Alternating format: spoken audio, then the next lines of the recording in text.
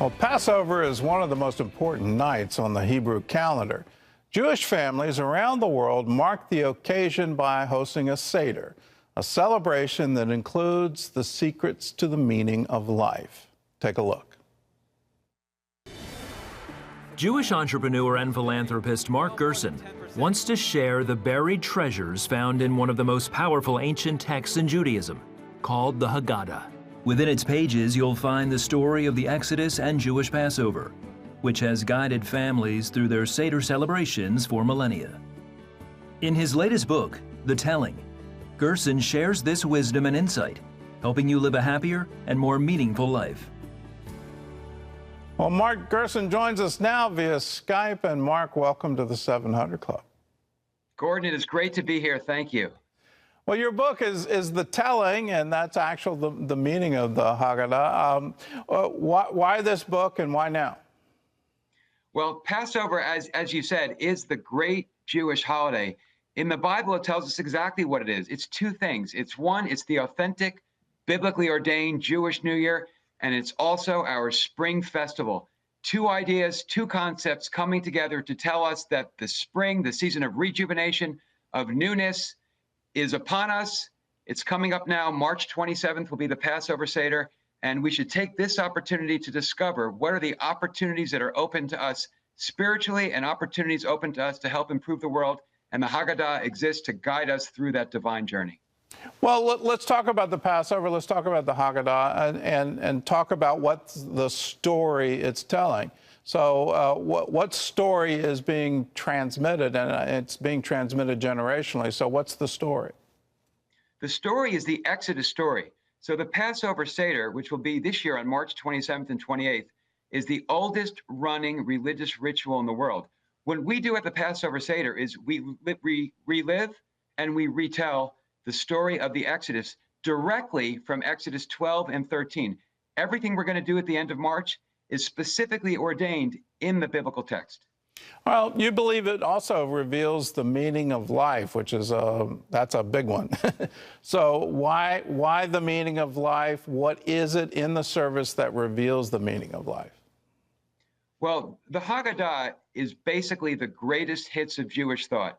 It's as though the authors of the Haggadah thousands of years ago said, the new year is upon us. How can we pack the most important ideas in the Torah, in our Holy Scripture, into one short book to be used by people sitting at the Passover Seder to help them live a happier, better, and more meaningful life in the year to come? And they succeeded incredibly. And the Haggadah is for our benefit. It's there for our use. It's the original and best ever self-help book, all derived directly from the wisdom of the Torah. I really enjoyed your book, but one of the chapters that really caught my attention is Bring That Self. And you talk about you actually have to prepare, and part of the service at the breaking of the matzah is that a declaration by the one leading it is that if you're needy, if you're hungry, right, those are the ones who are ready for the Passover, for the Seder. Why is that so important, and what in Jewish thought means bring that self to the celebration? What a terrific question. So I think the answer is revealed in the meaning of the Hebrew word for panim. Panim means faces. There is no Hebrew word for a singular face. So why would there be no Hebrew word for a singular face? For the same reason why there's no English word for the Bible quoting infant, because there's no such thing. And when the world has no such thing, we don't need a word for it. So nobody has just one face. We all have many different faces. We present ourselves differently when we're playing with our children or our grandchildren than when we're at work. And this great invitation that you just read, that all who are hungry come and eat, all who are needy come and celebrate Passover, tells us the kind of self who should arrive at a New Year celebration, whether it's the Passover Seder or another one in our lives. It's the broken self. It's the self who realizes that I need other people and that other people need me. It's the self that realizes I'm hungry. I'm hungry to improve myself spiritually, and I'm hungry to improve the lives of others materially. Well, tell us about the history of the service, that it goes back thousands of years. So would the Jews of the first century have celebrated the same way that Jews celebrate today? Absolutely, absolutely. If a Jew from the first century walked into my Seder in New York in 2021, he or she could sit right down, participate comfortably, know everything that was going on.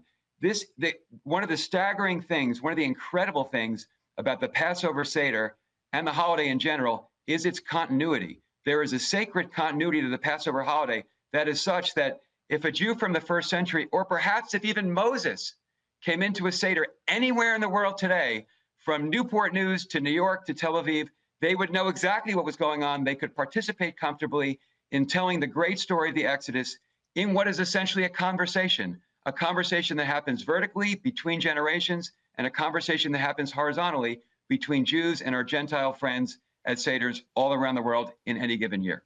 Well, you're talking to an audience of Christians, and so I've got to ask, what's the most important takeaway that you want Christians to understand when they read your book? I think we are living through world historic times, and the world historic time we're living through is that of Jewish-Christian friendship. Jewish-Christian friendship, or Jewish-Gentile friendship, is deeply embedded in the Bible. Abraham's friend and mentor was Melchizedek, the Gentile king. Moses' friend and mentor was Jethro, his father-in-law. And now the Jewish people have such dear friends in the Christian community. This has been 6,000 years coming. It's developed, Gordon, in large part due to you and to CBN and the audience of CBN. Really, in this current generation and in the previous generations when it started, it's ongoing now. We are living in an historic time of Jewish-Christian friendship, and the focal point of this friendship should be the Passover Seder. So I would tell every Christian, find a Jewish home and join them for Seder, because Christians enhance the Seders so magnificently. In fact, the original Seder in the Bible, the last meal in Egypt, it wasn't called a Seder then, but it was the last meal in Egypt, was enjoyed by Jews and the mixed multitudes, Jews and Gentiles together. And let's make that a reality every year. All right. Well, you can learn more about the Seder, about Passover, and the Haggadah in Mark's book. It's called The Telling. I encourage you to get it. It will really encourage your faith, and you'll understand the essential Judaism in the Passover and also in the Lord's Supper. So, Mark, thank you for being with us, and we'll be back with more of the 700 Club right after this.